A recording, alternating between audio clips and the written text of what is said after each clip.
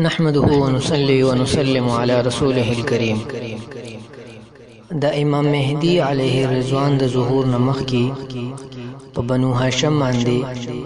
چې کوم د امام مهدی علیه الرضوان نسل وی په هغه به قسم مصیبتونه راځي او د ظهور نمخ کی با د امام مهدی پورا خاندان او د هغه ټول اصل او نسل او د سره تعلق ساتون کی مرګري هغه با د ظالم بادشاہ د طرف نه چې کم تا په احادیثو کې سفیانی ویل شوی دی د هغه د طرف نه با دی په جیل او د قید او بند سزاګانو کې مبتلا وي. دغه رنګي د امام مهدی علیه الرضوان رشتہ داران او د هغه مرګري با دغه ظالم بادشاہ په لاس باندې مړکیږي او د هغه مرګ او قتل با دغه وخت د بادشاہ په لاس باندې وي.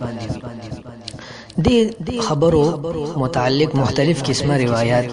په کتب کې موجود دي. د کتاب الفتن د نعیم ابن حماد په علی رضی الله عنه په روایت سره نقل کړی دي چې یو لخر با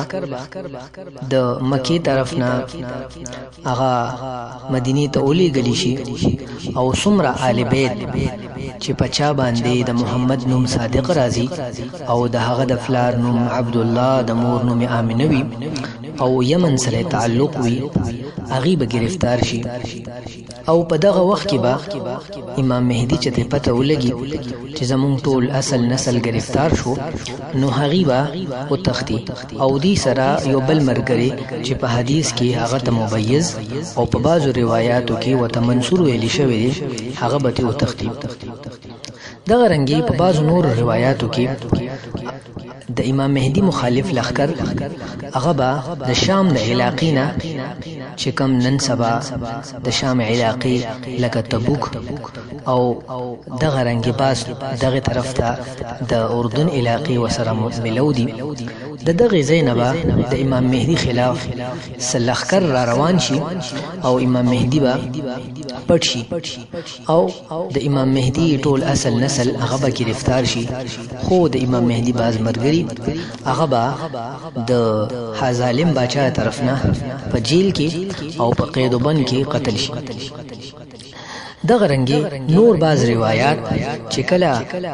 د خبره طرف ته دغه روایت اشاره کوي چې سفیانی چې کوم با دغه زوا زمانی یو ظالم بادشاہ وي د امام مهدی علیه الرضوان مرګري چې کوم ته په حدیثو کې ممیز منصور او نفس زکی ویل شوی دی هغه با قتل شي او په بعضو روایتو کې د مینا قتل عام ته نفس زکی ویل شوی دی چې کله دا وشي په دغه زمانه کې با آسمانی आवाज یا د انټرنیټ आवाज چې هغه ټول خلک په خپل جبو کې اوري هغه با دغه وخت کې با د امام مهدی د خلافت اعلان کی. خلاصه د خبره دادا چې د امام مهدی علیه الرضوان د ظهور نمخ کې امام مهدی باندې به قسم ظلمونه د هغه زمانه د حاکم نه د طرف نوي او امام مهدی چې کوم خلکو سره تعلق ساتي د هغه چې کوم خوا او شامرګري وي هغه به هم د ظالم بادشاہ د طرف نه د ظلم او جبر نشانه جوړي او کوم علما چې د امام مهدی علیه الرضوان د تحریک ترویج کوي هغه به هم د قسم عذابونو د قید وبند او د جیل عذابونو سکی او هغه به د ظلمونو نشانه جوړي لکه څنګه چې د عبد الله ابن مسعود رضی الله عنه روایت د نعیم ابن حماد په کتاب الفتن کې مروي دي او دغه خلاصه ده چې کله خلک امام مهدی بیت باندې مجبور کوي نو په دغه وخت کې به دغه علما چې کوم امام مهدی په بیت باندې مجبور کوي نو هغه به مهدی ته وایي چې بیت وکړه کني مونږ هم قتل کیږو او تا هم قتل کړي. نو د دې ټولو روایتو نه معلومیږي چې د امام مهدی تحریک د ظهور مهدی نه مخکې به خپ عروج باندې وي او د خپل ظهور نه مخکې مهدی به خلکو ته معلوم وي خپل مرګري به هم پیجنی او نور د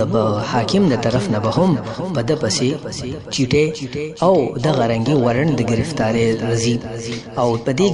د ورن د گرفتاری په صورت کې سو پیری به د جیل ته تلی وی او د غرنګي د اهل او عیال او د مرګري هغه به هم په جیل کې وخت لري او د غرنګي د روایتونو دا هم معلومیږي چې امام مهدی علیه الرضوان او د مرګري او د نور غیر چاپی رشداران په دې کې به باز امام مهدی په مدد په عنوان سره هغه به قتل کی.